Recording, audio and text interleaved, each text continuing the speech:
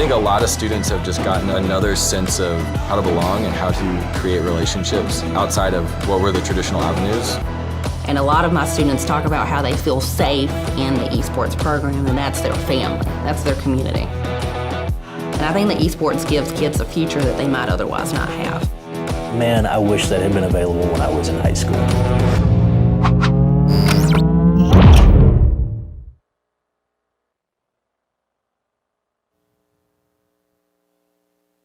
Welcome one and welcome all to the KHSAA Championships for League of Legends here. I am your host and play-by-play once again, audio, joined on the desk by none other than Key Oss. How are you feeling today? Feeling pretty good here, ready to go for another great League of Legends match. Absolutely. We have, once again, returning champions in Lafayette High School taking on Elizabethtown High School today. We just saw a reigning champion find their back-to-back win in Rocket League. So thank you to anybody who was sticking around from that broadcast. Now, once again, similar storyline. Lafayette coming back. They won last year in Kentucky, which has been a Season 0 state. So this is one of the first states that PlayVS was able to get in, set up one of these programs. They've been there from the start, and Lafayette now in their second year going to come in to try to just prove that there is no name like them in the scene.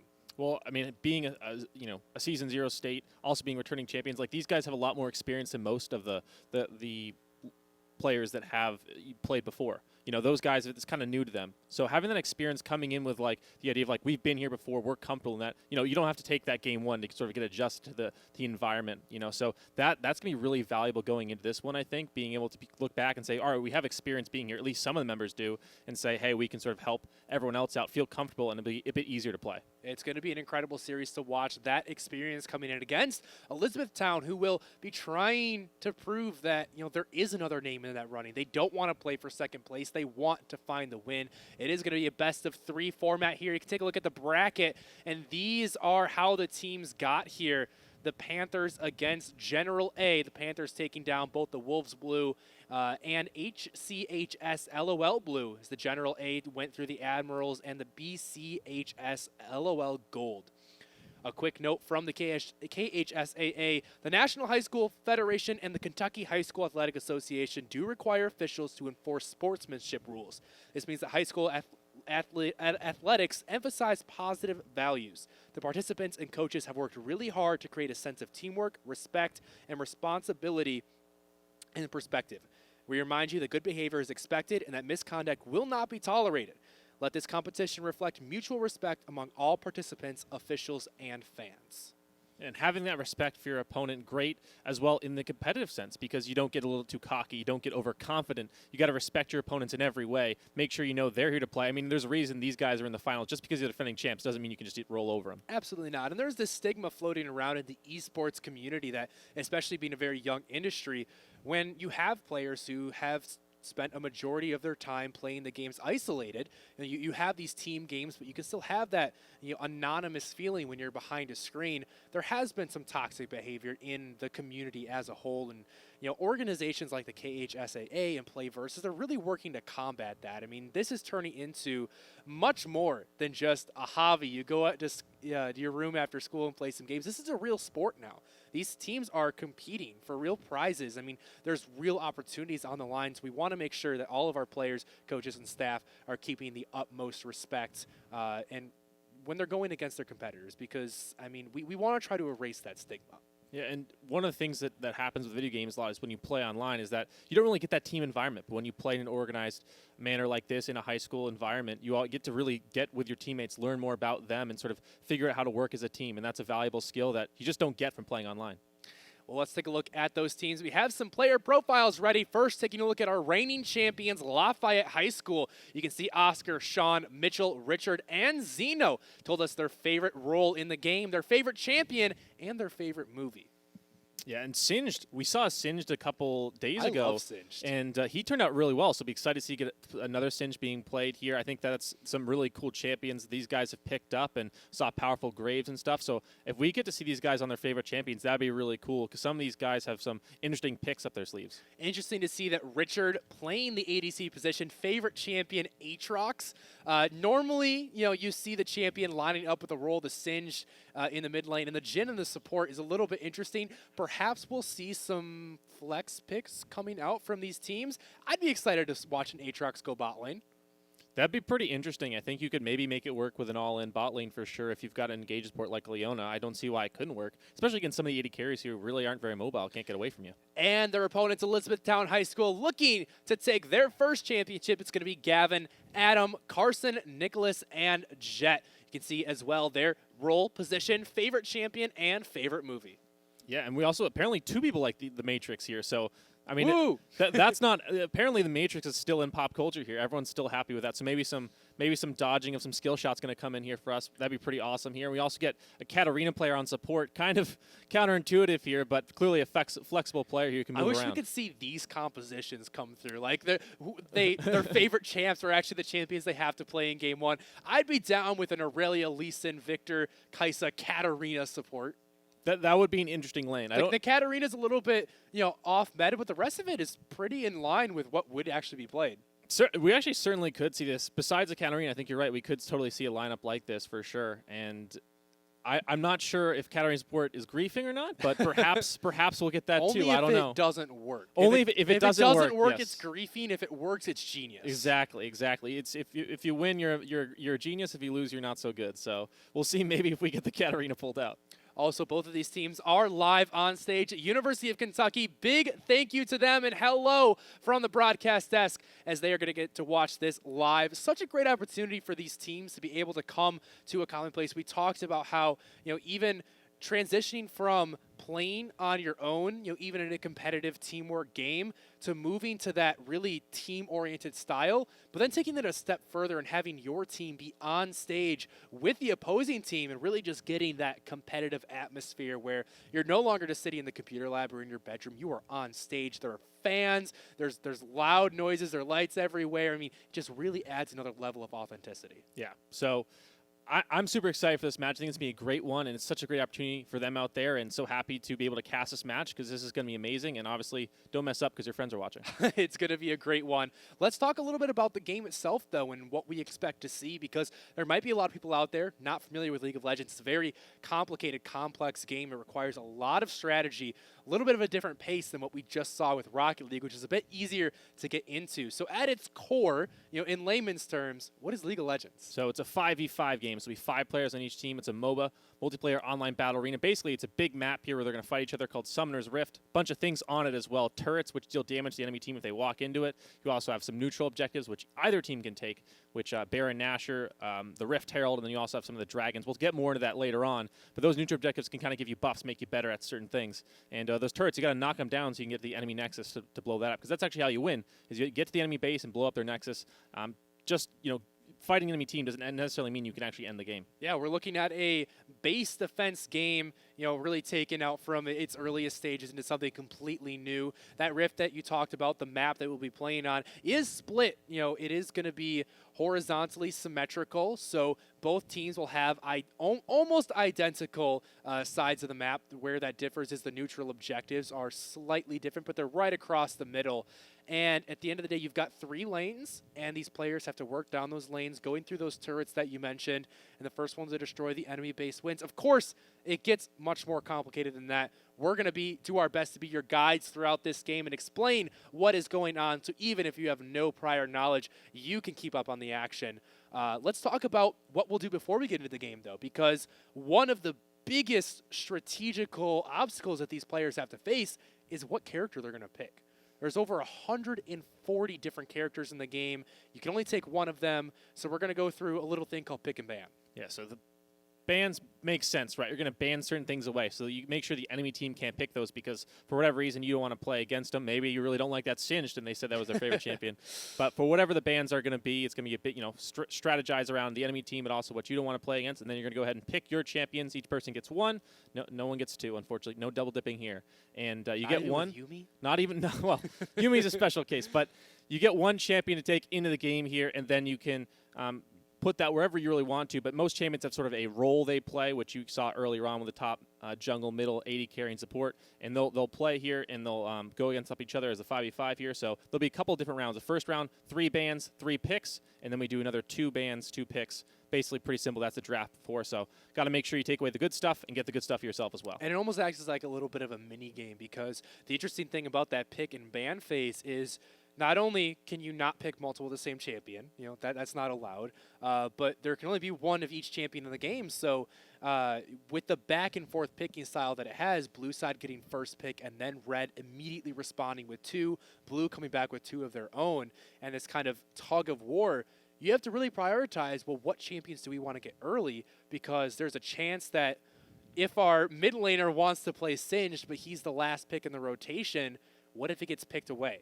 Because we can't take it if the enemy team already has it. So we'll see a little bit of an insight into these team strategies as we see what they prioritize early on in the draft phase or what they might save until later to surprise their opponent. And you also got to worry about if they counter you with something. So one of the things we talk about is counter picks, where you'll pick a champion, you'll be like, wow, it's a great champion. All of a sudden, they pick something that's really good against it. So new champion nowadays, we talked a lot about Set. He's a great champion. He works really well against other melee threats. People want to get in close to him and start hitting him as well. He'll just hit right back. But those ranged champions are going to damage him from very far off. He can't actually get onto them very easily. So it becomes a tough matchup for him. So that's what we'll talk about, the matchups in the jungle and also the 3 lanes here. So it's very important to also get good champions, but make sure they're matched up well against the enemy team. And I like that you mentioned that jungle because that is the one role that has really changed the most in the last season. Of course, jungle always seems like it gets the rework. Every season. Every season it gets completely left on its head. I could never be a jungler. There's too much to keep up with. But Season 10, Rise of the Elements, the big thing everyone's talking about is the dragons. Completely reworked. We still have the same elemental dragons, but the way they spawn's a little bit differently now. The first 2 are just going to be individuals, but when that 3rd dragon spawns, that dragon will decide how the map is actually changes according to that dragon, and then that is the only dragon we'll see for the rest of the game, and if a team picks up 4 dragons, they get that dragon's soul. Well, after they get the soul, though, there is the chance of an Elder Drake. So there's actually one more unique dragon, which is a super powerful late-game one. But for the most part, in terms of the 4 basic ones, that's the last one we'll see. And the terrain change can be big. Sometimes it's minor. It doesn't really affect things too much, especially with certain champions. But sometimes it can be big. With the Mountain Dragon, you have more choke points, a lot less room to work around. Than the Ocean Dragon, there's more brush. So it's harder to see around the map because there's more things obscuring your vision. So you got to be sort of cognizant of what's going on with the map when it changes. And sometimes it changes during a fight. And you're like, oh, my God, the whole terrain changes. You get cut off from an escape path. So you got to be kind of on top of that. It only happens once a game, but it can impact things pretty greatly. It absolutely can. And it's also impacted the way that both the junglers and the rest of the map play, because we've seen a shift as well as just the dragons. The actual jungle camps themselves, they changed around a little bit the respawn rates, the experience that comes in. So a lot of junglers we've seen this kind of PvP at level 3 is the motto of junglers in Season 10, where you'll pick a champion that is a strong early ganker, you'll clear until you hit level 3, and then you'll almost just forget your jungle. You'll just keep ganking and ganking and ganking because that catch-up experience was removed. So now farming is not as viable as a strategy to get back into the game. Well, there is some farming you can do, but really it all is centered around the ganking. You kind of farm when you gank. That's not really, you don't really go to, oh, I'm going to that side of the map to take those camps. It's like, well, I'm going there to gank a lane here. And the jungles are very, very focused definitely about getting around the map, ganking, or fighting the enemy jungler perhaps, which we've seen be an effective strategy to shut the enemy jungler down in the early game. But yeah, for the most part, you got to pick a champion that's very strong at level 3. The good news is that we're not in the old Scuttle Crab meta where it was like level 2 everything was happening. Man. So that was like kind of unfortunate because basically no junglers could be picked except for like a handful. But now with having all your skills, basic skills at least, available at level 3, it opens up a lot more junglers here. So we've actually seen a decent diversity in the jungle pool recently, but they're all really early game focused. Yeah, things like the Jarvan, the Elise, the Rek'Sai, all really powerful picks right now in this meta, but I know we also love to talk about the bot lane because it's a bit of a contested role right now, and what role it should actually play in the first half of the game. Obviously, when you're looking at late games, ADCs, they're just there to dish out the damage, try to stay alive, and that's about it. But early on, can actually be so important when you're looking at the ADC support duo and how they're able to affect the pressure of the lane, because there's kind of two theologies on how you play the map right now. You either pressure bottom lane and try to go for early dragons, get a head start on that soul, or you leave the early dragons because individually they're not worth that much, and then you really contest the third and fourth ones to try to go for that soul later on. Yeah, I think it really depends as well what your draft looks like, because your draft looks more like a bit slower. Most compositions are early game focused nowadays, but you can play a bit of a slower game where you spike in the mid game. Sometimes you'll just say, all right, we're going to leave bot lane for now because we're going to wait until we're actually strong. Other times though, you draft when you're like, we're pretty strong right now, we'll just go for the dragons now. That way it's easier for us to just get them later. So it depends really on what the composition you put together is, and sometimes you make that decision in draft of like, hey, we're going to put together a composition that's good at this because we want to play this kind of style because that's what fits us best. So teams kind of have to figure out what style fits them best, and then find the matchups and also whatever champions they want to play and sort of work around that. So it's a lot of stuff going in draft of like, how are we actually going to play the game later on? And let's talk about a little bit about the draft and what we might see coming out of it. There's obviously over 140 champions. Not all of them are quote-unquote viable. We do see a lot of players coming out with their own personal pocket picks champions that, even if they're not the strongest right now in the current meta, they've put so much time and effort into learning that champion that they can overperform on them and make up for some of those weaknesses. But let's ignoring the pocket picks because we can't really predict that. What do you want to see out of these drafts? Well, again, it depends a little bit on the style of the teams, but I think that early on you need to secure a jungler, or at least make sure the matchup in the jungle is going to be pretty good for you. That's a big thing because we've seen jungle control the pace of the game, at least for the first couple minutes, quite heavily. Now the jungler starts to fall off a little bit later on because they're so early game focused, but get that jungler and then preferably a bot lane as well. Securing a strong bot lane can be big in this game, so I think those are two big goals early on in the draft, but also securing a roamer early on could be also good as well. Depends on how you kind of got to play it by ear, but I think jungler, bot lane, the two big things. All right, we'll see those teams. Keep that in mind as we are going to be jumping into the draft phase here. Elizabeth High School on the blue side, so they will have the first pick available. Lafayette going to be on the red side this time around. They will get that counter pick at the end of the picks. So Kali, the first ban here.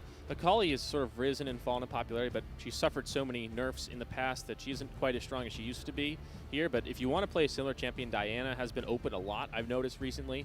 She's newer, she's been reworked a little bit, so she is a bit harder to pick up because people haven't as much time with her, but I think she's a great champion to slot in there if you want to pick something like the Akali here.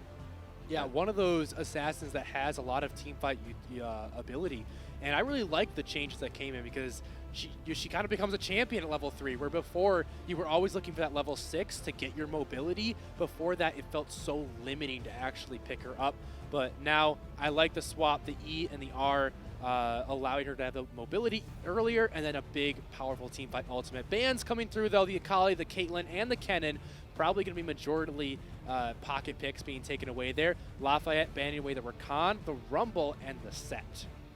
So a lot of top lane bans, which is something we haven't seen too much recently, with 3, kind of 4. Akali can be flexed there, but really 3, Kennen, Set, Rumble, all pretty much top lane focused bans here, which is surprising. Maybe these teams want to play a bit more towards top side. At least Renekton has been a strong combo for a long time. Maybe that's kind of what one of the sides is setting up for, but already Rek'Sai first pick, one of the champions we highlighted in the jungle role. I think that's a pretty good idea. Not really any terrible matchups for him, and then the other side going for a bot lane here. So both teams starting off, I think, with strong picks here that are pretty meta-focused, but are giving them a lot of power in the early game. Kai'Sa takes a little bit longer to scale, but for the most part, this Rek'Sai is going to be great in the early game, and so will the Leona Kai'Sa bot lane. Kai'Sa, one of those champions that was a favorite of their bot laner, so good pickup for them. They're going to grab a strong bottom lane that has some scaling potential, can be taking away that aggressive support that is such in the limelight. Nautilus and Orianna, though, very great duo. Nautilus, one of the premier supports that has a lot of engage, has a lot of utility, and then Orianna, very strong team fighting mid laner, and already she has 2 reliable ball carriers. Yeah, I think that this Orianna set up to do some really good stuff. The Aurelia matchup is a little tricky for her. Aurelia can certainly threaten her in the 1v1, so if this really does end up going mid lane, which I think it probably will based on the way it was picked right after the Orianna, I think that matchup will be kind of tough in lane, but overall, the Orianna, I think, is pretty good in this game because the role she's picked for, she's great at the moment. All right, we do see that Elizabeth High School did miss their 5th ban, so they won't have that one available. A little bit of a disadvantage to them, but still should be fine. As far as the game goes, it's not that big of an impact. That Aurelia, though, that one's interesting because that feels like a flex pick to me, because with them banning out top laners right after picking it makes me think that they're covering their bases, might flex up to the top lane, but this seems like a pick that can go to multiple roles. Echo, though, will probably be going into the jungle. We haven't seen a whole lot of him in the meta. I'm really excited for this pick. He's pretty good at level 3, pretty decent clear. I think Echo's just solid all around. He's not particularly good in the 1v1 against Rek'Sai, especially early on, unless you outplay him significantly with this stun. But I think overall he's a pretty solid jungler at most stages of the game right now. Xayah going to be the final pick here for Elizabethtown alongside that Nautilus, and the answer for Lafayette will be the Kled going up into the top side. Aurelia will be going against Orianna there in the mid lane. So when we look at Elizabethtown, they have a very solid team fighting composition. The Orianna and the Xayah for backline DPS, a big, beefy front line. The Rek'Sai should be able to get some advantages early. Talk to me about Lafayette's comp, though. So Lafayette, I think you highlighted the Fiora ban there as like, oh, they maybe are going to flex Aurelia. I think that was all based on the fact they wanted to pick Kled, because Fiora is a pretty hard counter to Kled just because of the way their kits interact. She can pretty much always repose the bear trap on a rope reliably, and he just has not really a great matchup against her. So I think that's what the reason they went for the Fiora ban there. And their composition, pretty hard engage. It's pretty much all in the backline. They got 4 melee champions and then a low-range AD carry. It's just like, we're going to press charge on the Kled, and then Leona's going to come in, everyone's going to come in, and we're just going to dive on them. There's really no like backup plan. They're just going to go all out on them. The good news is the Orianna is pretty mobile. They can get onto her. Bad news, she can get Zhonya's. Also bad news, Xayah's Featherstorm, which is one of the best defensive ultimates in the game there to make her just invulnerable for a couple seconds there. So they definitely have targets they can find by diving in the backline here, but they're so reliant on it. And the fact that they have reliable disengage as Elizabeth, I'm worried Lafayette's composition, while it makes sense on paper, when you matched up against Elizabethtown, it becomes a bit concerning. Going for a bit of a risky play style, all in on the backline, but if your only option is to go in and you start to fall behind, that can spell a lot of trouble where you start just taking fights that you aren't going to win. And you don't really have, like you said, that backup plan. You don't have the split pusher. You don't have the 1-3-1. You don't have any like massive lanes that when you look at them are going to pop out like, oh, that person's going to smash their opponent in lane. And it's not like we're going to a Renekton and Karma up on the top side. But I agree with you. I actually do prefer Elizabethtown's draft here. I think they have a lot of tools available to them, a lot of frontline, a lot of CC, the reliable disengage that you talked about, really good zoning ultimates in the team fights. I mean, when you're looking at diving in and just the power of that Orianna ball moving around or the feathers going down, it can be so hard to actually dive into that stuff. So we'll see how they actually are able to make it work. We're going to be going into game number 1 here as Lafayette, the reigning champions, look to try to defend their title against Elizabethtown. Oh, a little bit of a stack here in the bot side. Both teams actually have decent level 1s. We'll see if there is potential play, but okay. Random dredge line. I don't know where that was going. Throwing out that hook. I don't know. Maybe he expected somebody to walk out at that exact moment. Yeah, the good news for Lafayette as they do fall behind is they have really good pick, and that was one of the ways we saw yesterday. We had a big comeback there in both games a little bit, where they just the team that was behind just kind of started like sitting patiently and just finding picks when the enemy team just kind of overstepped. So that's the good news right now for Lafayette, is they do have a lot of potential if they do fall behind to just find picks, because they have really good champions for that. But like I said, bad news. Orianna just ults herself in the team fight, and they're diving onto her. That's bad. So that can be a bit of a problem later on here. But an interesting start in the jungle here. Rek'Sai going with a rejuvenation bead, so probably going for the team out early. We'll have more consistent healing with a rejuvenation bead, but less burst healing. So he'll have just basically, usually on average, less health throughout the jungle, but he'll be able to stay out longer to get to that team out potentially here. So kind of an interesting start from the Rek'Sai to start things off. Tiamat, not an item we see a whole lot nowadays from junglers, but especially with the respawn rate of the camps going up, it can be difficult to keep up and farm your entire jungle. That Tiamat is going to help out with that. Like you said, allowing him to stay out longer, clear faster. We've kind of built up this storyline of Lafayette having this one-dimensional team, and what happens if they start to fall behind. Let's take a look at the flip side. What happens if they start to get ahead? They have so many tools on their team. They do. They can pretty much always force a fight. Kled's ultimate charge is on, well, I'm not saying it right. Charge! That's how you're supposed to say it. Charge is actually decently low cooldown for an ultimate of its kind of caliber because it can get the entire team where you want to go with it. So it's a pretty good way at just reliably engaging. Leona's Solar Flare, pretty low cooldown as well. They have just a lot of tools to try and get in and force engages here. But they are pretty reliant on the Leona starting things off or the Kled. The rest of the team is more follow-up on the initial engage, so if they can get ahead, then they could definitely reliably force fights with rotating their ultimate cooldowns here, but we'll see if they can do that here. I mean, the lane matchups are pretty decent, but Renekton and Kled can be super volatile, and the other lanes, you know, again, both sides can win them. But I think mid lane is the only real matchup where I think I'm favored, especially later on, once you get the all-in potential of this Aurelia going here. You know, after first back, sometimes that can be the opening. That Renekton up there in the top side, off to an early lead, has about a 5 CS advantage. Wave is crashing into the Kled, though. As you can see, just roaming down by the Renekton, making sure that this Echo does not have access to this Scuttle Crab. Here in the mid lane, though, Flawless Duet going to land. Blue just going to pop Conqueror, run away. Milky Way actually had to flash over. The Aurelia's knocked up, and first takedown goes to the Renekton. Well, a huge rotation by the Renekton here. He got down all the way from top side with a Wave pushing into the Kled there. He just went around to the mid lane and just picked up that one. I mean, really smart rotation early on here. They catch the enemy jungler, beautifully played by Elizabethtown, understanding what was happening on the map, finding the enemy jungler and shutting him down. Yeah, and I love to see top laners roaming down after they push the wave. So many players will want to try to push that pressure and deny their enemy farm. You can see the Kled has caught back up here in farm now, is actually sitting 5 CS ahead, but the value that Renekton got out of that play compared to the 5 or 10 CS that was picked up, astronomically better. So already good coordination, good teamwork by Elizabethtown. Definitely. That was a great start for them. And going on to the Renekton too. Yeah, and the Rek'Sai here has actually gone back, picking the jungle item, and just still has that rejuvenation bead. So the reju bead's actually going to get you more health over the course of like a long game that sits in your inventory than a refillable, generally speaking, unless you're going back constantly. So I think it's actually kind of an interesting purchase because the Rek'Sai does fare pretty well in the jungle. So interesting adaptation there, and like I said, great that that first pickup goes on to the Renekton now. He's gonna, when he goes back anyway, he'll have a big advantage to the top side. Hold on. Going in right now. Can Kled get back onto Scarra? One more auto attack would have done it. I feel like the Renekton had it there, but not gonna push into the turret. Knows that one turret shot could seal his fate right now. The Echo roaming up to the top side. Renekton backing off there. That was such a close fight.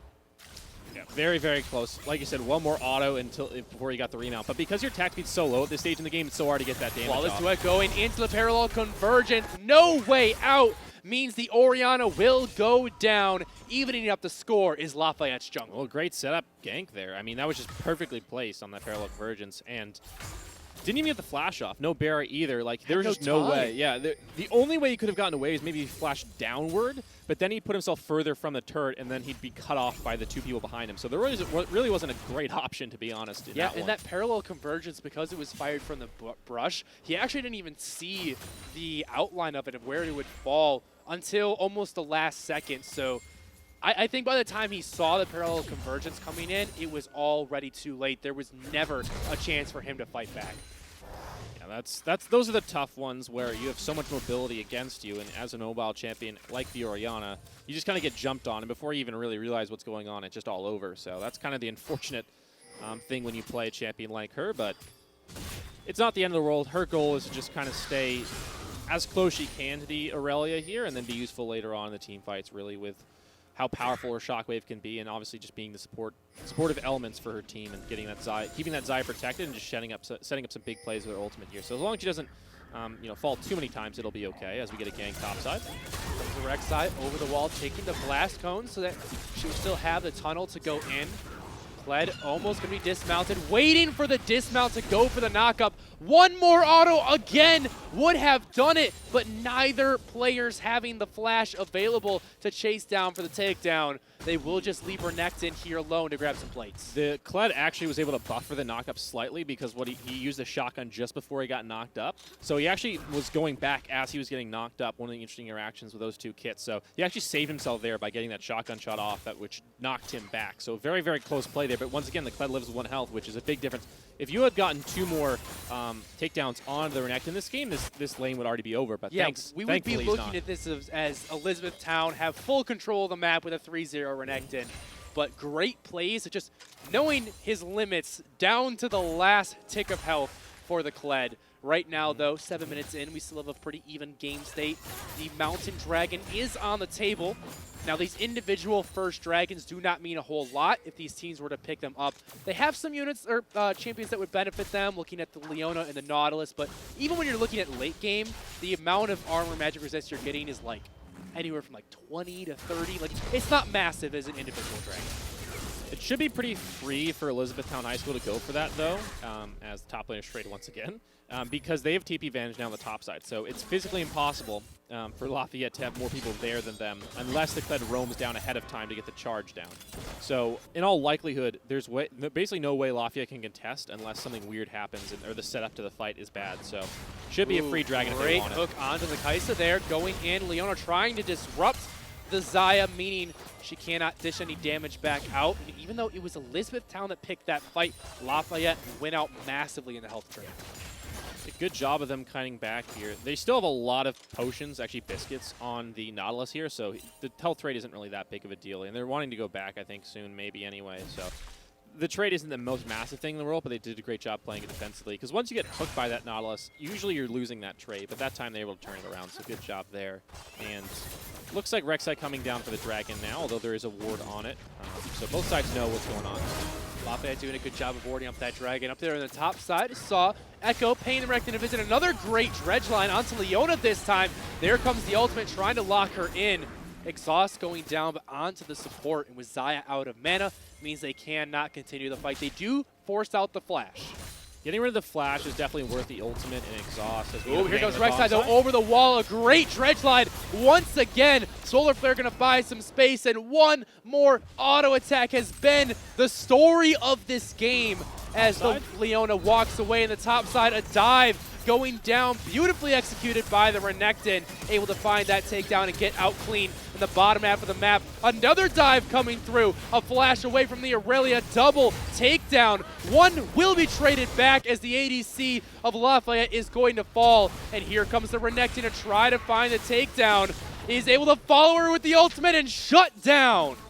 Well, well done to get that counter on the top side. They're able to get the Renekton after the dive actually takes place. Finally, the Kled goes down here in the bot side. A really messy play, and the Aurelia comes up big here. Now she's 3-2. She's going to be incredibly strong here. So in the end, everything kind of ended up even there. Maybe a missed Orianna ultimate is really what held them back in that fight from really cleaning up and getting a big advantage off that. So Elizabethtown maybe left a little bit on the table there, but both sides come out after some pretty good plays. That flash being down I think on Leona was pretty big for that fight as well. Having that could have been a big turning point in it, but not able to do anything quite more than that. And in the end, the play ends up being pretty even across the board.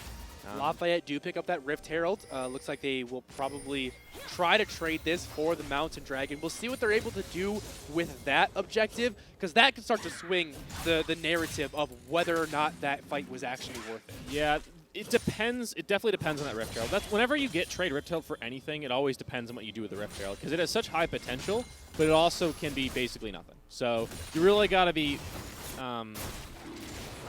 cognizant of that, because if the Rift Herald ends up being nothing, then the play's not worth it. But they get the Dragon here on the bot side for Elizabethtown, and the Rift Herald hasn't been dropped yet, so that was the big opening. If they could have dropped the Rift Herald while they were on Dragon, 4 people are committed there, they can't really respond quick enough.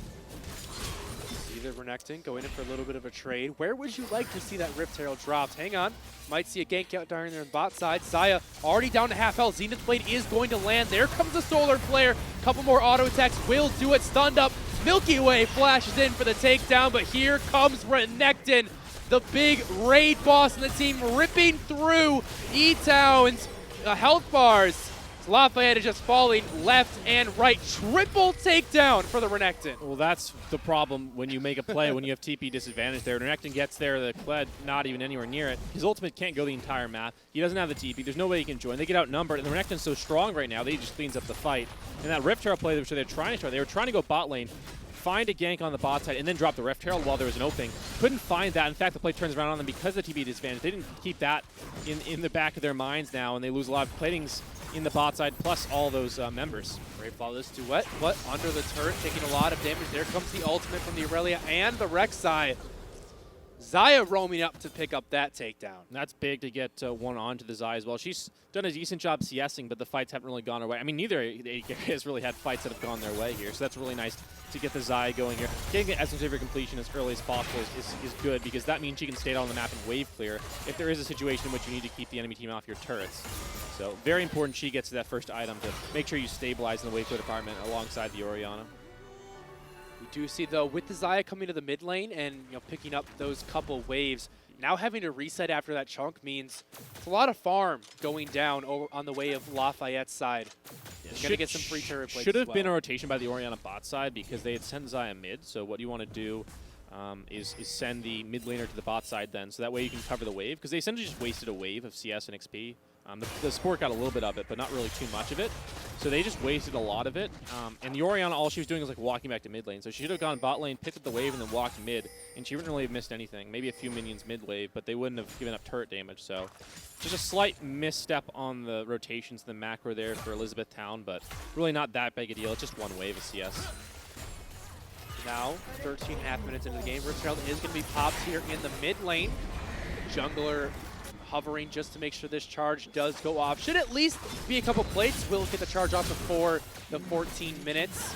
And actually the entire turret going down, so good Rift Herald play there by Lafayette, looking for the second charge. Is not gonna go through. Last second interrupted there by the Rek'Sai. Keeping the charge off is big, because the base damage on the Rift Herald is so massive now that you really don't want that second charge getting off, because you get so much value for it. They got the first turret though, so the Rift Herald ends up being really quite worth it, and I think the play, which we talked about several minutes ago, ends up being worth it, because the first turret gold probably wouldn't have been picked up for a long time.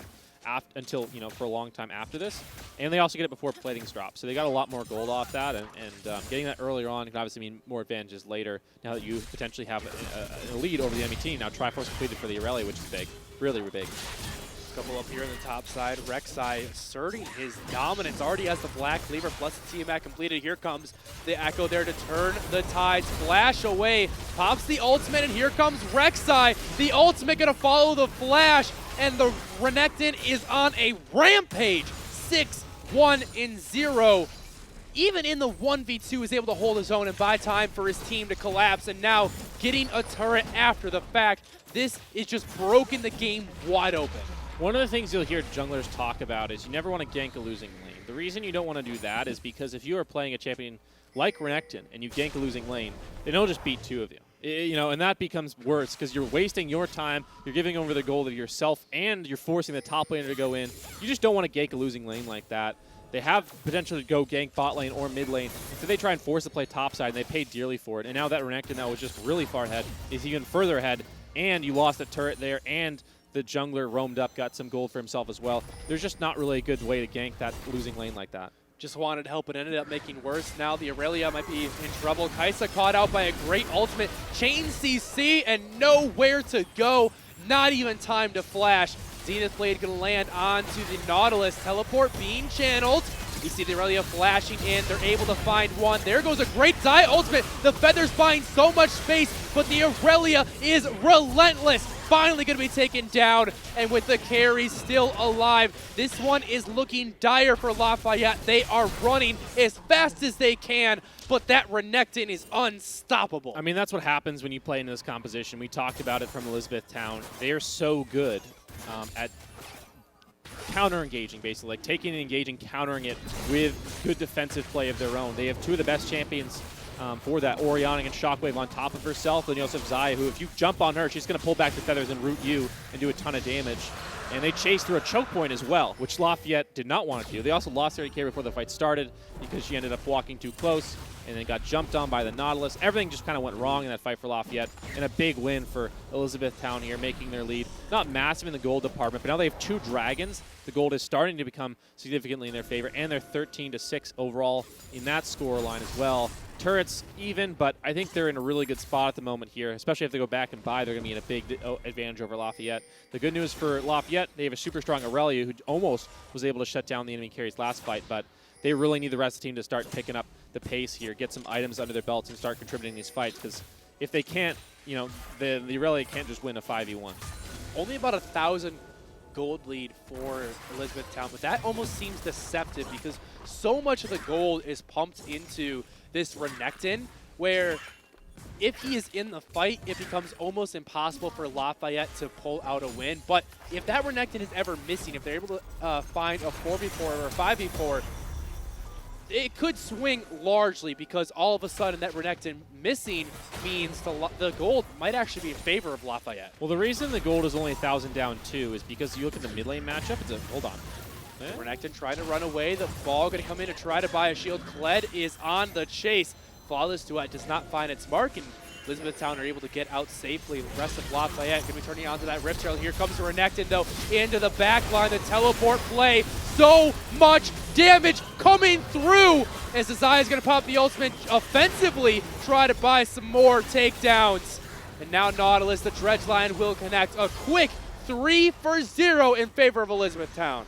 Oh my goodness, and that's a big play too because they get the Rift Herald now, and with the pressure they currently have on the map, they can probably break open an inhibitor or perhaps even threaten the base, the inhibitor turrets here. So I think that this is a really big swing now for Elizabethtown. They're not actually up a ton in gold, but that's because the mid-jungle duo right now, you see, the Echo's actually even in the jungle, and then in the mid lane you have a 50 CS lead, actually over that 60 CS lead, with also a 4-5 Aurelia. That's why the gold actually is deceptively close, is because in one position, Lafayette are actually like making up that difference so much. Everywhere else, though, is pretty disastrous.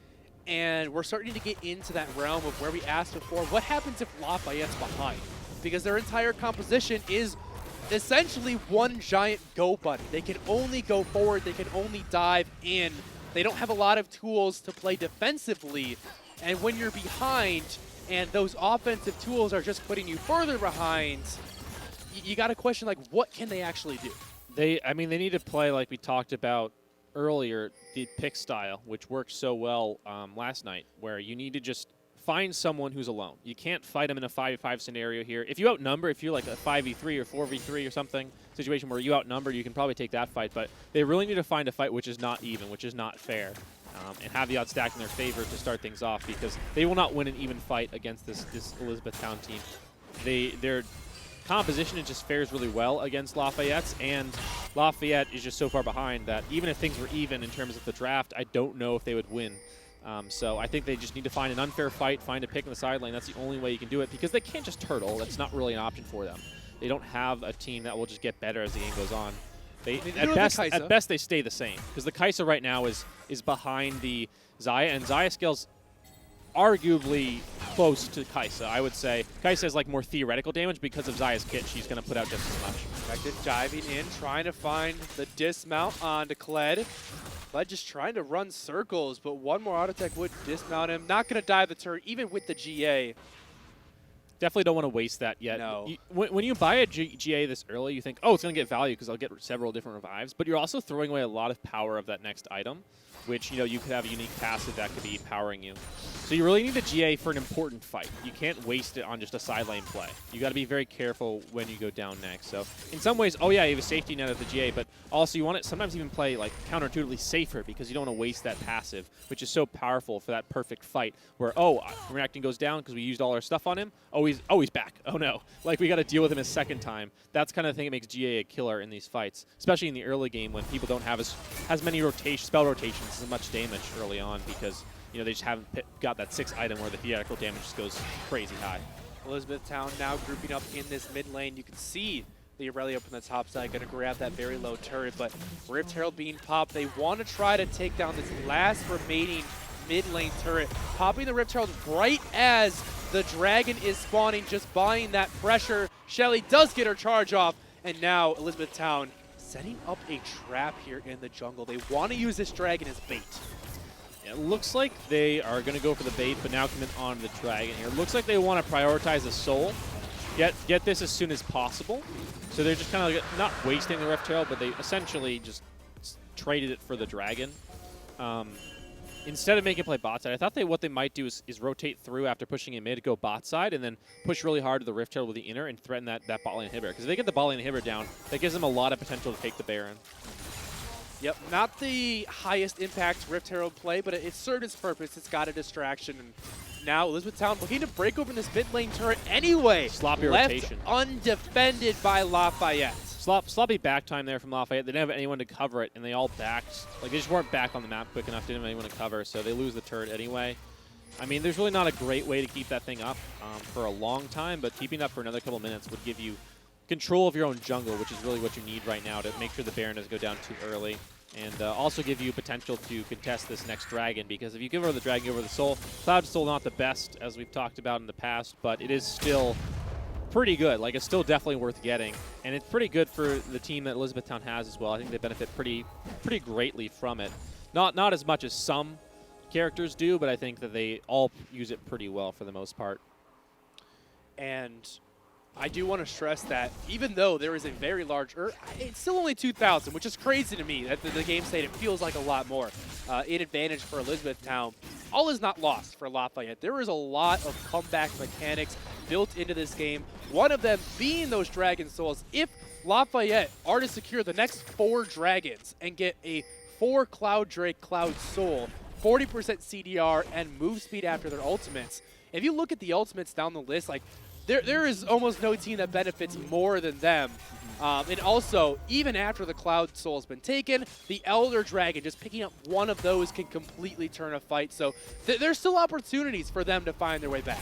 I think the big question right now is who wins in the silent, Aurelia or Big question is who is going to win this fight as the That too. lead has to flash over the wall. A good ultimate there by the Echo, but he just put himself in harm's way. Aurelia finding a massive ult. The Rek'Sai, or the Renekton, is going to fall down in that GA. Now 1v4, and Lafayette have done it. They find a massive fight, shutdowns across the board, and trade 4 for 1 now with their eyes set on Baron. I mean, that was just a massive turnout. Exactly the opposite of what you expected. You thought that Lafayette would be the ones coming on to Elizabethtown and taking that fight and then overstepping. Elizabethtown would just kite back, take them down, but instead it was the opposite way, where Elizabethtown was trying to engage on Lafayette. They engaged into a choke point and got shredded there by the Aurelia, and also a 4-man stun by the Echo with that W. I thought it was just huge. They're waiting for someone to respawn now as they get the Baron on all 5 members. They're waiting for that jungler Echo to come back up.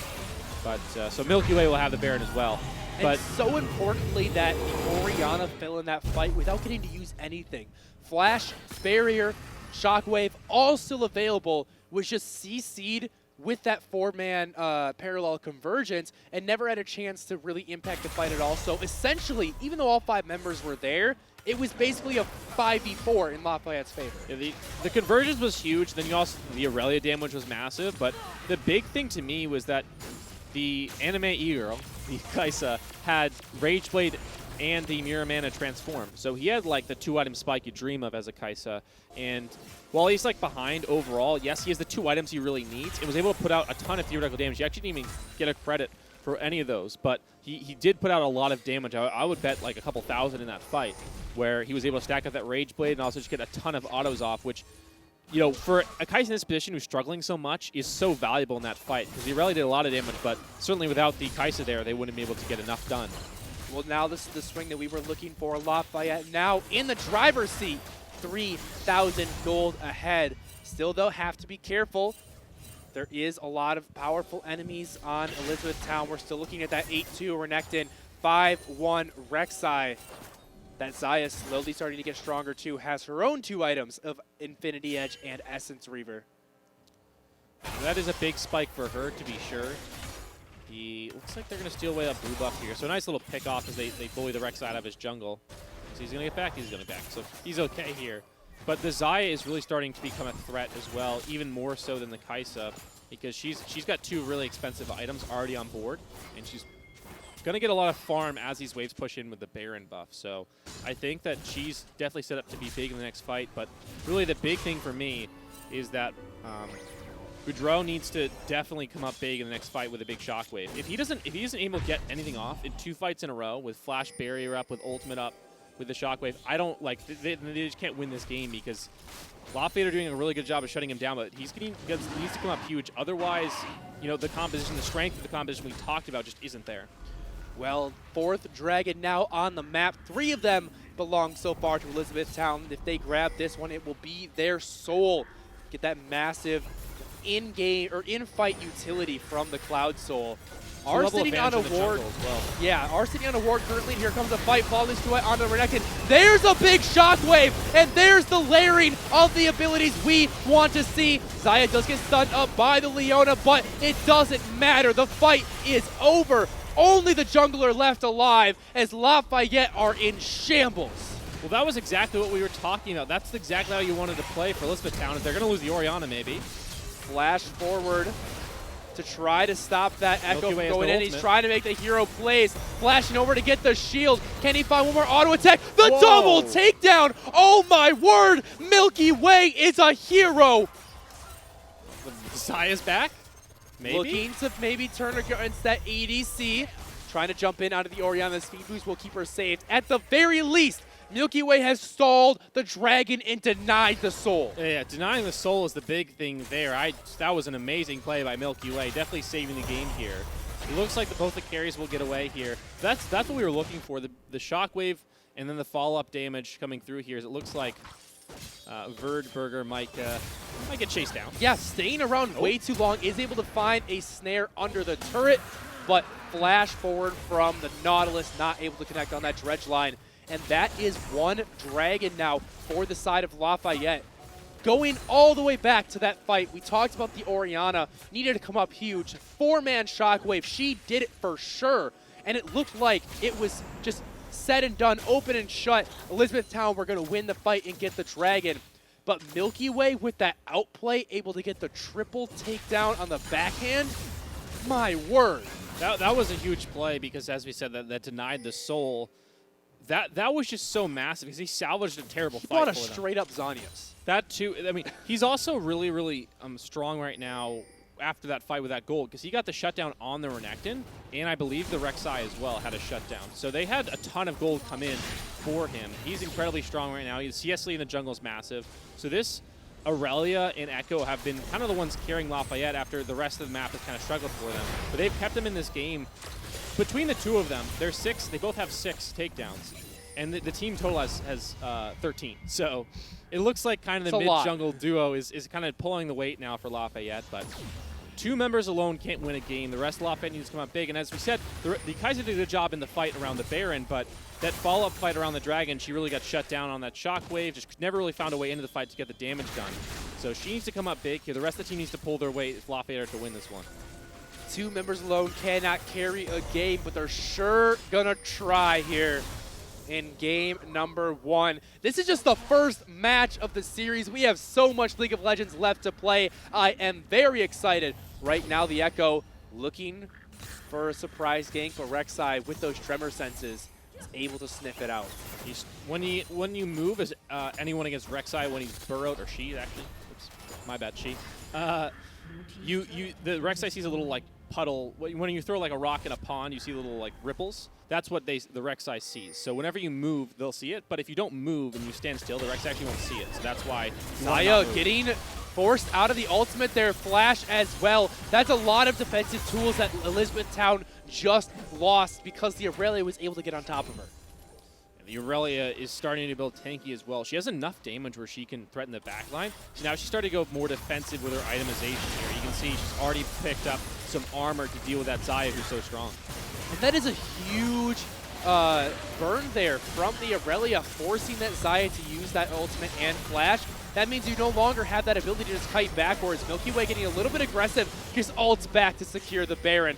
Now, can they get out, or are they going to go for the fight? Zenith Blade onto the jungler. Great shockwave going into a knockup, but Lafayette are just ripping through the team fight. The Kaisa is just dealing so much damage, untouched right now. Renekton doing what he can, but he is just 1 man against 4, running for his life. An ace for Lafayette. Well, now that Lafayette's back in this game in terms of gold, they figured out, hey, we can start using the strength of composition to just go out the enemy team. They've now won 2 fights in a row, essentially, where the Echo was a hero in the last one, now this one. And all of a sudden, after a game that really they were not in control of, thanks to the duo, the mid-jungle duo here, they're back in this one. Kaisa comes up big in that fight, which we needed her to, and now they're on the verge of ending the game. Yeah, only a couple seconds left for the members of Elizabethtown to respawn. There's the support, followed by the mid laner in a few seconds. 1 Nexus turret down. Can they do it fast enough? The Nautilus is trying to buy time. Milky Way is unstoppable, 8-3 and 9 on this Echo. And with low health bars, they're trying to slink away. This Kled doing what he can to survive. Buckshot over the wall. And Lafayette will escape, taking down an inhibitor and a Nexus turret. And they save the game there, but they lose a lot. And now with the base broken here, you have a dragon spawning soon. I don't know if they can go out to contest this. They don't have a TP to backdoor, but if they do send the Kled down right after they come out of base, they could potentially be a threat in a backdoor. So Lafayette have a couple options here. They can try force a fight around this dragon, or they can try and send the Kled in to end the game, possibly with this wave in the bot side. It's going to take them a while to get there, but they could be an option. Looks like they're going to go towards the dragon here and maybe look for another fight, because they've done such a good job the last couple of winning them. And now they're ahead in gold, their composition comes together, because if they're ahead, they can be the ones to be the aggressors, the ones to start the fight. And when they get in there, if they are able to make sure that there isn't a big shockwave, and now with the flash down on the AD carry, the Xayah here, they have there's a lot less things to get away. There's just a lot less escapes available for the two immobile carries. Dragon going to be spawning here soon. Once again, Nautilus is clearing the wave. one dragon away from the soul is Elizabethtown. They have found the mid laner. Looking in. Here comes the charge, bringing the team together. But Elizabethtown are able to be pushed off the dragon. Not going to be sorted out quite yet by Lafayette. That is a big engage tool that they are missing. But like you said, they have super minions crashing into their base. Very patiently played by Lafayette. They're waiting for those waves to crash and members to respawn. Not even time for the Rek'Sai to get in for the steal. Oh, look at the Kai'Sa though. She got the stack of plasma. She's going for the dive. A flawless duet will just lock him down. Ultimate delaying the inevitable. And Flew now on a takedown spree as a big wave building on the bot side. Looking to aggress onto this Renekton, just push him away from the turret. The way Lafayette is playing these waves with the Baron is so incredible. They've done a great job here leveraging the power of the inhibitor, playing around the dragon. They decided to just stay grouped up, go to the dragon as opposed to trying to split them apart. But because the minions pressure, it essentially forced them to go back and try and save the base anyway. And look at the way they're able to split this up. Some members defending the Nexus turret. They have all three waves crashing at the same time. This is straight up textbook by Lafayette. Any decision Elizabethtown makes, they are going to lose out on it. It is going to take a massive team fight, but their health bars already dwindling down to half. Now, they need to go for an engage here. Elizabethtown, that's not really they have decent engage here with the Nautilus, but they need to find a fight because they've lost the entirety of the base. If they just sit there and let the minions come in, they'll eventually lose, especially if they get the Baron buff in 2 minutes here. So Elizabethtown need to get, in the next couple of minutes, find a fight, really, preferably before Baron spawns. Otherwise, they're just going to slowly lose the game to Lafayette here, who have come back from not a massive deficit, but it was a pretty sizable one. And it's, all thanks to the Echo in Aurelia here. Milky Way and Flu have been the ones saving the butts of Lafayette here.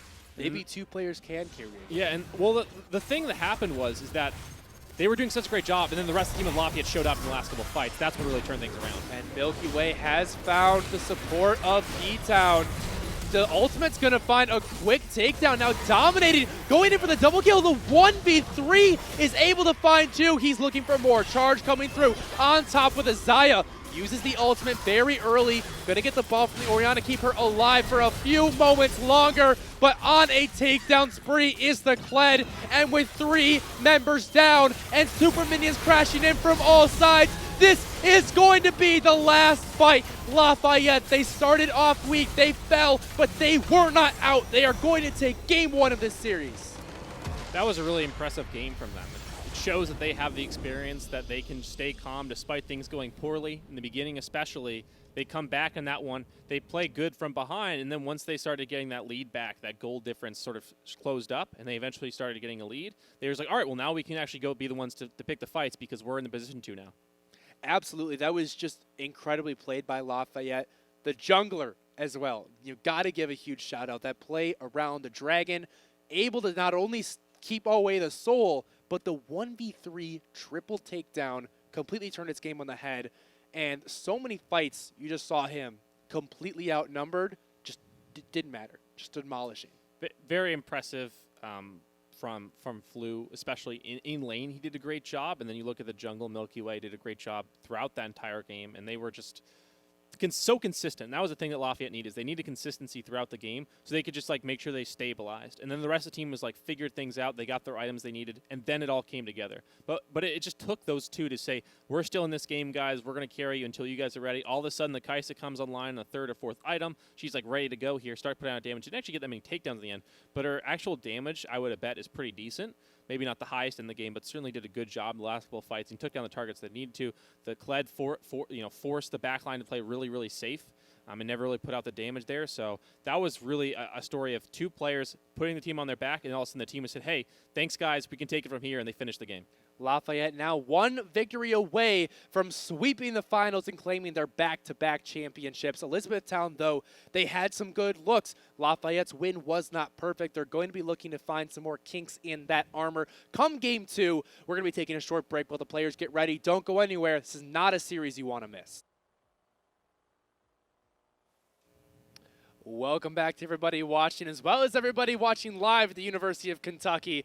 We have game 2 for you between Lafayette and Elizabethtown. Lafayette, rough start from them, but the reigning champions pulled it out strong, finding solo carry performances from their mid and jungle, carried the rest of the team to a point where they could close out the victory. That was big. The mid-jungle duo was huge that game for Lafayette. I mean, the early game felt so much in the favor of Elizabethtown, though. It felt like they were the ones in control of the game for about the first half, and then everything sort of fell apart, especially that big play around the Dragon. Echo had Milky Way, came up big with the two takedowns he got, and then forced the 2 carries back off the Dragon, so they didn't get the soul then, and then the whole thing just sort of swung back into the favor of Lafayette. I mean, I was so surprised by that. We've had so many games where just one team jumps out to a lead and then it's all over. But the last 2 days, we've had these back and forth games where one team sort of falls behind and then finds a way to get back in the game. However it is, they've had different styles of doing that. But just that is so amazing to me that they can pull that out after such a rough start.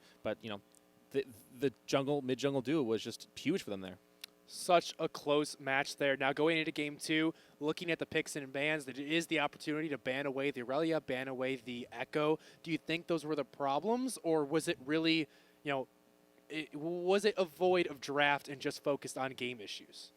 I think the Echo and Aurelia are very powerful champions. I think that the Rek'Sai did a good job in the early game of trying to help out his team, but the Echo just felt like he was always in advantage in the jungle. And same thing in the mid lane with the Aurelia, where it just felt like the matchup there, the 1v1, was really always in favor of the Aurelia. So I think that not necessarily getting rid of the enemy champions, but finding better picks into them. Whatever that can be. Olaf can be good into Echo sometimes, and then in the mid lane, Aurelia, you just need a bit of a more defensive champion that can stay away from the yellow, or just fight fire with fire if you want to go super aggressive in the mid lane. Depends on what you want to do, but you need to find a way to deal with those champions better. I mean, you can ban them away, that's a simple solution, but also finding just better matchups to sort of hold them in check, because that was a big thing. Like, in mid lane, you had a 50 CS lead with the Aurelia, and then also all the gold she was getting around the map from her roams. So that really is the big problem is there. She just kind of got out of control. You got to bottle her up, keep her under control, and that's how you make sure that those 2 players, Milky Way and Flu, can't carry Lafayette until the rest of the teams are ready.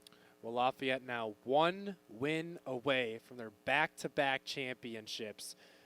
You know they got to feel the pressure right now, but you talked about the veterancy of these players coming into game 1. They've been here before. They've been in this situation. You know that they've got to feel solid going into game 2. Question is, for Elizabethtown, they're now 1 win away from going, or 1 loss away from going home. Yeah, I think that the veterancy, the idea that they have been here before, and they've obviously got a lot of people around them who have some knowledge of this, I think has really helped them out in game 1. Because a less experienced team definitely would have struggled, I think, a lot more in that situation. So that was big for them. For Elizabethtown, they had everything going for them. They did everything they needed to. They just needed to close that out. And unfortunately, a veteran team playing against them, you got the worst matchup you could, right? You got the reigning champions here, but They just need to stick to their game, because what they were doing was working. They just need to work out a few of the kinks, make sure they keep Flu especially under control. And if they do that, I think that they can come up big, because they already had all the pieces together. They just need to put it all together, finish it off, and then they can get that win, get them back for game 3, and I think that they can take it. They just need to put the last few pieces. Yeah, I want to emphasize how actually close that game was, because especially after the 25-ish minute mark, it seemed like it was all Lafayette all the time. There was nothing Elizabethtown can do. But if you look back at the game, and especially that one play around that 4th Cloud Drake, if that doesn't go Lafayette's way. If that Echo is not able to come in and 1v3 fend off the members, get almost a triple, 1v4. almost Desire was still there take, as well. Take down 3 members and take the dragon. If instead he gets taken down and Elizabethtown get that dragon, we could be we're looking at a massive Elizabethtown lead, a dragon soul on their side, and probably there's a good chance the game goes on to be theirs from that point on. So really just that split second, that one decision, the one mistake is what cost them the entire game. So if they can shore up that one mistake, they still have a chance to fight in this. But we're going to be going into the draft phase, see what these champions decide to play in game number 2. So, as we talked about, decent idea to just ban away the Echo and Aurelia here, but at the very least, they got to find a better matchup in the mid lane here. So I'm interested to see what they do with that. I think that the Orianna really wasn't working for them into the Aurelia. That was just too bad a matchup for them, it turned out in the end. So definitely keep your eyes on the mid lane as they just end up taking away the Echo. That's not a bad strategy either. But definitely keep your eyes on the jungle matchup again. I'm interested to see if now on the other side of the map, the enemy team first picks Rexar, what they do here. Jungle match with the big thing, but also mid lane here. I think the bot lane was impactful, but not so as much so as the mid lane was this game, or last game rather. And Echo, one of those champions that you don't see a lot of the meta. He's really a pocket pick champion. So I assume Elizabethtown, they're probably not very comfortable on the champion themselves. And so they say, hey, we don't want to play it. We don't want them to play it. Just ban it away. I like the adaptation there. I don't necessarily think the Aurelia was a problem in lane. I think team fighting, Flu did very good. But I don't think you need to ban away the actual champion. I like the sticking with the Akali ban. Xayah banned away too. Created a lot of problems for Lafayette. The Rek'Sai as well going to join it here. I think the Aurelia in lane, it wasn't that she just got a CS advantage. That was the big thing that was really the problem, was that just small incremental advantages over the entirety of the laning phase was really the issue there. But first pick Kai'Sa coming through, an interesting idea here to secure the bot lane early on here. But to me, this does open up a lot of options now for Elizabethtown to pick a strong jungle matchup. But they're going to go straight back with the bot lane, so kind of interesting. I think that Leona Misfortune, really good into Kai'Sa, can shut her down because she is pretty low range, so she can get into the sort of the area where Leona can engage onto her. And then she once she's locked down, she relies quite a bit on the mobility, especially at level 6. And this is interesting. Now, Misfortune Leona, Toaded is one of the strongest 2v2 bottom lane duos in the game, but the problem is Misfortune has a lot of counters. You can actually get countered by Leona. Braum is a huge one. We're going to talk about that Zed in just a second, but interesting that they go for the Nautilus here, not really having an opportunity to interrupt that bullet time, so the level 6 all-in going to be very strong for Elizabethtown. But let's talk about Flu on Zed. Yeah, Zed or Bed. I mean, this is going to be a really interesting matchup here because the Zed, even more so than the Aurelia, is really needs to get a lead going early here. Find something in lane, or more likely probably roam into the enemy jungler or to a side lane and do something there. So this Zed, it's either going to go really well or really poorly. That's kind of the two modes it has, pretty much like a lot of assassins, but Zed especially. So I think that this is a really interesting pick, and I think that right now, Flu has seen an opening in mid lane. He realizes he can maybe punish Boudreaux here, so he's going to go for it. He's going to put all the chips in and just say, we're going to attack the mid lane. That's what we're going to do. Or if he's just not going to, if he's going to play super safe and not even fight me, I'll just go somewhere else and destroy the map that way. And you can see Elizabethtown banning away another one of those aggressive junglers. Now we see the Olaf, the Elise, and the Rek'Sai off the board. The Jarvan going to be picked up. So that's kind of like the upper 4 is those 4 champions you think of early game junglers. Or 5 champions. What are they going to go for now? It's going to be the Taliyah and the Jax. The Taliyah here will be a jungle Taliyah, I would assume. I don't think Jax Zed's going in the jungle. Zed's jungle, Zach's probably in jungle. So I think it's going to be a jungle Taliyah here, which is a decent matchup into the Jarvan, because if you can kite him well enough, especially with a seismic shove, you can keep him off you. So I think that the range advantage can be very good here for Milky Way in the jungle against Sky's line. So I think that's a good pick here. But the Jarvan, I think, is not really picked necessarily for the jungle matchup. Ganking prowess, but also the Cataclysm is going to be massive. You think about all the synergy here. Think about Cataclysm into Solar Flare, into Shockwave, into Bullet Time. Like, that is crazy. Don't even forget about the Aatrox, whatever. Yeah. Those 4 champions together, assuming you actually catch the enemy team in that area, or at least just around that area, you just destroy them. You just wipe them. So I think that is a really good composition to pick up here. Those 4 champions synergize super well together. So Elizabethtown have gone for another big synergistic team comp where they're really good in 5v5s. I think that this is a really good matchup for them.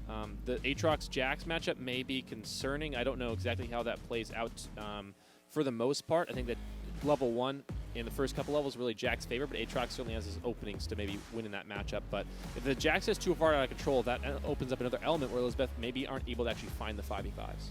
Yeah, we see from Lafayette once again, they have elements of scaling in their compositions, but the team fight, on paper, goes over to Elizabethtown time and time again.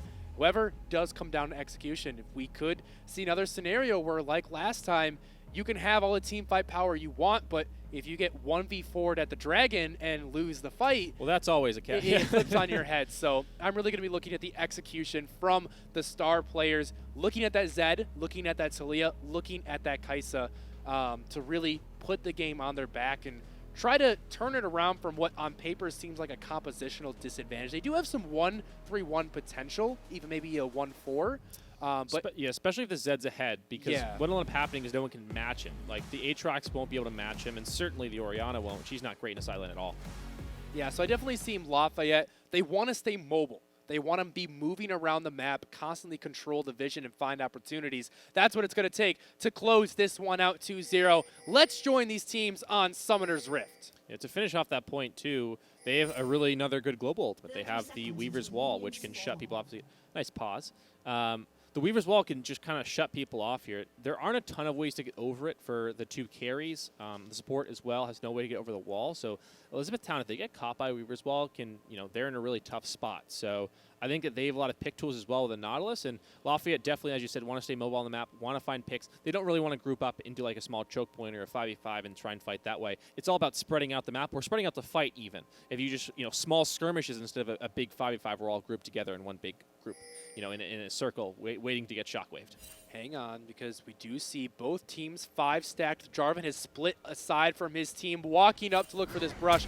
Dredge line going to be thrown out. Immediate flash from Sky's line. Very smart there. And good early invade by Lafayette. Yep, that was great to get the flash off here, because that's going to be even harder now for the Jarvan. He basically can never really get onto the enemy jungler here, Milky Way, on the Talia. It's really hard for him to get in there. Even with the flag and drag, she'll just seismic shove you out of that, and then just continue to kite you without a flash. There's really no way to stick to her. So that's definitely unfortunate. Sky's Line doing the same thing again this game, though. He's gone for a Ryuju bead. So an interesting adaptation. I haven't seen many people go for this, except for on specific champions. You see it on Shaco sometimes. Talking about champions that aren't relevant. Okay, Shaco. Ouch. No one plays Shaco anymore. I'm a Shaco player. I burned myself. No one plays Shaco anymore. You used to go Shaco, on Shaco you went for Rejuve bead to go Tiamat early on. And that's what you do on like a lot of AD junglers. Sometimes, I've seen people do it on Rengar too, but then they just like don't clear their jungle. So I don't really know what that's about, but you're usually trying to get into Tiamat. But the way Sky's Line is done, he actually just buys jungle item and just keeps Rejuve bead and then buys Tiamat like later. So it was kind of interesting how he did that.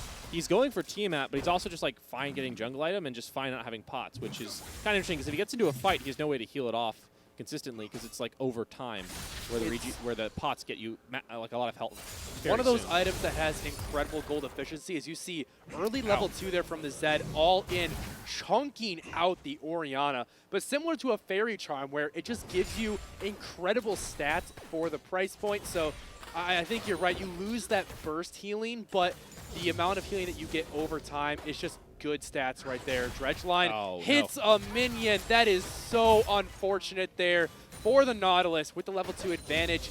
The misfortune, she was out of position. That minion's just too thick, man. Just going to the gym, he's swole, and Nautilus can't get past it. But that's a big opening level 2 because when you have the enemy bot lane up that far, especially without any dashes, you're pretty much guaranteed to get a flash or at least defensive summoner spells used by them if you're able to find the Dredge line level 2 versus level 1 bot lane who's been a bit too greedy by staying up too far in the lane. Jax getting very aggressive up here in the top side. Has a CS lead, but wave crash into the turret for the Aatrox, who has been trading back quite effectively. Do you see another little bit of a trade? He's got the Shockblade Zed skin too, so you know he's a pro Zed player. Absolutely. That is, you get a damage boost with that skin. Yeah. It definitely feels better. Like the satisfying sounds are definitely there with the Shockblade Zed skin. Very underrated. Bad news right now, the Orianna once again falling behind in CS here. So Elizabethtown they've sort of just said he's on Orianna duty, he's on mage duty to their mid laner here, but he's having so much trouble. And now a gank coming. Yeah, that is here great. comes the Talia holding on to that seismic shove, placing it in such a nice spot. First takedown. It's going to go over to Lafayette. That hurt me. I mean, that just looked awful. That the mid laner just got popped there, and he doesn't even get the barrier off. Really unfortunate start. Now the Zed doesn't get the gold off that, or just gets the assist gold here, but that has been their bread and butter for Lafayette is Flu and Milky Way roaming around, picking up picking up takedowns, doing stuff around the map, helping other teammates, trying to get plays started here. Now they've already got 4 minutes in, the 400 gold or 600 gold off that, and they're in a really good spot now. And the CS discrepancy continuing to grow. Very concerning start here for Elizabethtown. Yeah, and it seems like Lafayette have realized from that last game that they can win that matchup there. Look at the top side, though. Jax having to ward hop away so low with a giant wave crashing into his turret. We'll see if they potentially want to come up here for a dive. You see Milky Way hovering around his top side just in case anything fishy is being pulled. But Jarvan nowhere near. Talia probably just going to go try to catch some of that CS. But now that they've started to aggress on him, I mean, look at the Orianna first buy, just a straight up cloth armor. That feels so bad. Gank coming in though. No stun available for the Jax. Gonna be looking to land that seismic shove. Holds on to it for so long, doesn't even need it. I love that Milky Way is always holding on to the seismic shove until the last moment so that the opponent cannot just flash away. Brilliantly done there. Holds on. The Atriox just holds on to Flash, realizes there was no escape for him there, which is probably a good decision here. But 2 successful ganks already here. Serrated Dirk now for the Zed and the top lane Jax, who was struggling. He has taken a few bad trades. Now in a better spot here, he'll get a good buy going back here. Going Phage to double longsword, I think, is definitely a trade you'll take in items. So everything going quite well for Lafayette really early on. I mean, Elizabethtown, they don't really have anything going for them. There's nothing real positive. Things are going okay in certain lanes, but now in all in. Flash forward to get the ultimate off under turret. Will the damage be enough? No, it will not. But forcing Orianna out of lane, that's going to give Zed a couple of crucial moments alone with the plates. Not sure if it was worth the flash, though. What he should have done is just sit there and zone her from the minions. He didn't need to force a play like that. Here comes Talia, the flash forward. The dredge line once again not connecting. Still looking to find a seismic shove onto 2. That was a great ability there from Milky Wave. The minions blocked the follow-up, though. That was the problem. Nothing the dredge line had already been used anyway. So if the dredge line misses to start things off, it's just kind of bad news from there. And they all still had flash. There's really no and heal, so there's really no way to finish that gank. But another good one for Milky Way. Up here on the top side, slight CS lead for the Aatrox. He's having a very good time against the Jax. 2 plates going over to that Zed in the mid lane. So, I mean, when you're talking about is that flash worth it, that is essentially a full takedown's worth of gold and then some. But Jarvan has found a jungler in his brush. Jumping in, though, doesn't have really any of the stats available. His team right there to back him up. Thought he had caught out the Talia, actually gets taken down. Well, he's at an iron disadvantage. He's also in a 1v4 situation because the bot lane is going to come, the mid laner is going to come. I don't know.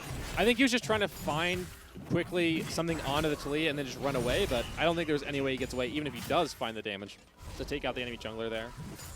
Let's talk about this top lane, though, because now without teleport, Jax backing out of lane means that Aatrox is going to have some time to shove this wave in, collect those plates.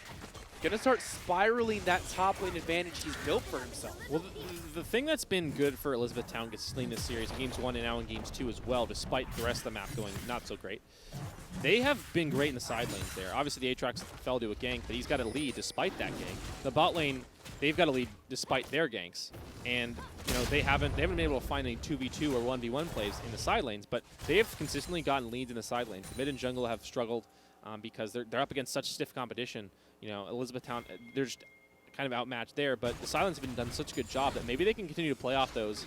And again, they're playing for the 5v5 more so than Lafayette is, so as long as their Silence are strong, they can potentially find a play there. And all really Jarvan and Orianna need to do is get enough stats to just press Shockwave and Cataclysm, and once that happens, you're kind of fine. So as long as the bot lane and top lane's doing okay, it's really fine for Elizabethtown, but the Zed, he's concerning, as well as the Talia, who's starting to grow in power. Ease of execution going to be the friend of Elizabethtown here in game number 2.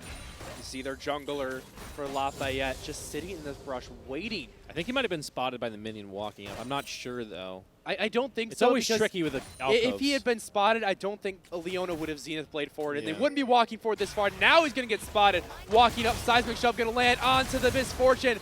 Dredge line not connecting, but it doesn't matter. The damage is there. And the ADC for Elizabethtown is going to get taken down. Oh, Now Milky Way. looking to dive on for some more. Jungler nowhere in sight, so they can play this one nice and slow. Meanwhile, in the top lane, I guess we have a bit of a wet noodle fight. Ultimate's going to be popped from the Aatrox. So much damage. The Jack is able to dodge so well, but there comes the flag and drag. He can't dodge away from that one. Also get the support in the bot lane here, so Lafayette finishing off that play. Elizabethtown gets something back here, trading in the top lane, but bot lane will lose a lot of platings, a lot of golden experience here, so definitely kind of unfortunate for them as Blue. Yeah, he's walking up, is able to use that ultimate to dodge onto the flag and drag. Very strong right now, but can he 1v3? He's able to walk out alive. Sky's line was way too low to stay in that fight, so he's going to flash away. Jarvan's also building damage here, which I don't particularly like. I don't think that's really his role in this game. I think he should probably just go for the Cinder Hulk here, but he kind of committed to it with the Rejuve beat a little bit here, although there's a lot of items, tank items especially, that build with Rejuve beat, so I think it would have been better to just go for an HP, tank-focused build, but Yeah, he wants that damage to threaten the Kai'Sa He instead. could be building a Tiamat, just for the passive and the wave clear, a little bit of extra burst, and then transition to that tank. So He's got Hell Blades, though, not Conqueror. that's so. true. We'll keep an eye on the build. Aftershock. I agree. I would like him to go for the Cinder Hulk despite the rune choices, especially when you're behind. It's just better for your team, and they do have a team fight composition set up. But 10 minutes into the game, we now see a much larger advantage than last time, where we saw Elizabethtown in the lead in game 1. It was only by 1,000 or gold or 2.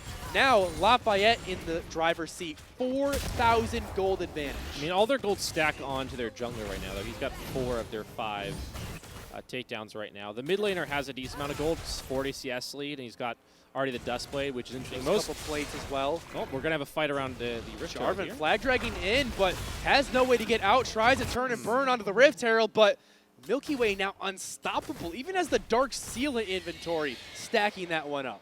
It was at that moment he knew he messed up. Just No- went in the pit and was like, wait a minute. I'm not Don't supposed to have be flash. Level 5. Now Rift Herald's going to be popped immediately in the mid lane, knowing no jungler can respond. Orianna just backing means this one is going to most certainly go down. Should even get a charge off. And right now, Lafayette, just unstoppable. They have everything they could ever want. I mean, this is not a great situation to be in. The bot lane as well is starting to lose because of the influence from the jungler, so Elizabethtown don't really have anywhere that's going quite well. I mean, top lane is okay, but everywhere else seems not super great, and they're going to lose a second dragon here. So Elizabethtown not able to replicate game 1, where they played so well, I thought, in the early game now, and maybe the Aatrox can come up with something big. This would be good for the mental as well as just getting his goal back. Yeah, he's able to find the solo takedown. As in game 1, he had a phenomenal performance on that Renekton. Now, Weaver's Wall going to be looking to cut off that Misfortune, flashes away, but here comes the Zed in the back line to look for it, uses the ultimate under the turret, and ends up trading his life, actually, as Flu finds the ADC, but no way to escape means he pays the price. Not actually worth on the trade, at least in the Misfortune for Zed, because he had a shutdown because of the gold he picked up earlier on the solo turret, and obviously all the other stuff happened, and the Misfortune gets it completed as Weaver. So actually not a great trade for Zed, especially Flash as well for Zed for Misfortune there, but they're continuing to push the pace of the play. That's really all that Lafayette wants to do right now, so that's fine really in the grand scheme of things, but the gold not really worth. During the top side, the Jack's now in a 1v2. Aatrox already bullying him, flashes away from the shockwave, and doesn't want to push under the turret, so Elizabethtown will fight, or will retreat there. And one of the most worrying trends that I'm seeing here for Elizabethtown is in game 1, and kind of widely in League of Legends, when you're losing on one side of the map, you always want to be trading something on the other. But if you're looking at Lafayette right now, they've gotten the Rift Herald, they've gotten both dragons. I mean, their top lane's behind in CS a little bit, but it's not in the end of the world. It's not like the advantage the jungler or the bot lane has. And Elizabethtown just aren't trading anything back. It's pure profit for Lafayette. They've tried to get the Aatrox ahead by rotating the jungler or the mid laner up there, but every time sometimes the Jack gets away, or sometimes he has to use flash, but he really hasn't. The Aatrox has just not really done enough on the other side of the map, or they haven't found enough on the other side of the map. And now, all right, well, no flash, no heal, no business to be in that river, and the Misfortune is going to go down. I mean, the Aatrox is strong, but he's certainly not, you know, making up for what he's not 6,000 gold difference strong. That's like he's just not going to make up for the difference right now. Lafayette has done a great job of preventing that loss. I mean, that's a mark of a great team who's able to keep the enemy from getting something back, right? You know, that's the mark of a great team playing behind is they get something back. It's the mark of a great team from ahead is that they just never let the enemy team get something out of it, which is, you know, a great point to make here as another smited from the heavens as Lafayette's jungler is able to take down E-Town's jungler. Not allowed, he's pressuring all the buffs. Remember just about a minute earlier, forced him off that blue buff. Jarvan respawned, came for the red buff. Just so aggressive here. Is now on the top side. Blue looking for the ultimate onto the Aatrox. Has the World Ender available. Seismic shove and Milky Way is legendary. It's up here on the top side. There's the interrupt on the bullet time. 2v2 scuffle. That Kaisa falling so low, but Nautilus doing his best to run interference. Leona so sticky, but there's the Kaisa able to take down the support. Up in the top side, turret is going to fall. 1-for-1 trade, support for support in the bot lane. The even trade, though, really stinks for Elizabethtown because Lafayette, in the meantime, are getting the top side turrets. So it's not really like, oh, we got an even trade from behind. Great. Oh, well, no, hold on. The top side of the map is falling. That's kind of the thing. So Lafayette completely in control of this one. And now, looks like maybe? One more Q will do it. That was a disgusting amount of damage. 10 stacks on the Dark Seal. Has the Oblivion Orb and Sword Shoes in inventory, so more or less doing true damage at this point. And with the items that that Taliyah has, I feel like she hasn't backed in a while. 9-0-3, 104 CS, probably sitting on a lot of gold. Will probably go back and finish a big item. It'd be interesting to see what she builds though, because some people, well, maybe Magi's. Magi's a little risky, but he's actually going to buy an Innisy Large Rod. So usually if you're completing the Oblivion Orb in Norello, you would go for well, you have to go for Blasting Wand. That's how the item builds. But a lot of times people will just build Oblivion Orb, especially on champions like Elise. These AP junglers or just even AP mage threats. Well, they'll just go Oblivion Orb because it's so powerful in terms of like gold efficiency with the pen and the AP. And then they'll just go into another item because completing Morello isn't really worth the gold, especially if you don't need the Grievous Wounds. And you look at the team, Aatrox heals a decent amount, but he hasn't gotten Death Dance yet, so Grievous Wounds isn't really necessary at this stage in the game. So in order to make her gold the most valuable it can be, she's actually going into a different item. Flash forward to look for the Dredge line, but Sky's Line able to just slink out of there. That one Void Seeker did almost half of his HP. Feels good, man. That was disgusting. He's level 7, 16 minutes into the game, 4 levels behind a jungler, 2 levels behind the enemy support. Having a very rough game right now. Is not been giving any opportunities. And with the lack of catch-up experience, he can't even farm to get back in the game. So this is kind of the dilemma of jungle right now, is you can fall so far behind and feel like there's no ways to get back in the game. That's like one of those like YouTube compilations, like those clickbait titles, like what is that damage? And that's basically. And then you look closer and you see, oh, the Jarvan is 71 CS and is 4 levels down. You're like, that makes sense now. I understand. Little context goes a long way as Lafayette are able to pick up their 3rd dragon. Is going to be the Ocean Rift. 1 dragon away from securing that soul, and what a powerful soul it is. But right now, Blue in the top side, looking to go onto the Aatrox. Such a strong champion right now. Wow, and he has to just run away. I thought that would go a lot better, honestly. I mean, the Aatrox hasn't completed an item yet, but I guess Ninja Tabis are broken, so maybe that's it. I don't know, but that was surprising. I thought the Zed would do a lot more damage there, but didn't even drop the Ignite. Just realized he didn't have any chance of winning that 1v1 against the Aatrox. And, I mean, there's someone coming to his support as well, but the Aatrox is actually surprisingly strong now. I don't think it's strong enough to deal with a Taliyah and a Zed who are very far, and not to mention the Kaisa who's starting to get far ahead. Jax hit his power spike, but he's actually possibly can win some of these 1v1s. And if the Aatrox can alleviate some pressure in the side lane, or at least nullify one lane, then he could maybe stabilize the game to a degree, but that's only the good news. That's the good news I have right now for Elizabethtown. Yeah, in a very rough position. 10,000 gold down to 18 minutes. And we were talking about the completed items coming through. Essence Reaver and Black Cleaver, the 2 items for Elizabethtown. Almost every champion has at least 2 items on the side of Lafayette. You see Milky Way, who has one plus a lot of components. I mean, you can count Soul Stealer as one, I guess. And then the Triforce, such an expensive item that Jax has only been gotten one, but just astronomically ahead in just straight combat steps for Lafayette. They've also got boots, so you can go pretty fast. Those are items, I guess. Zoom, zoom. Oh, wow. The seismic shove once again landing one final Q. Deja vu, except not the jungler. It feels like every time they go to the top inhibitor turret, it's just that over again. The Talia just hits someone with a seismic shove, and all of a sudden they're like, where's my health bar? Zed, where's my health bar? and this can be the issue when you are under leveled. So much base stats come through for every single level. It's something like 800 to 1,000 gold in combat stats.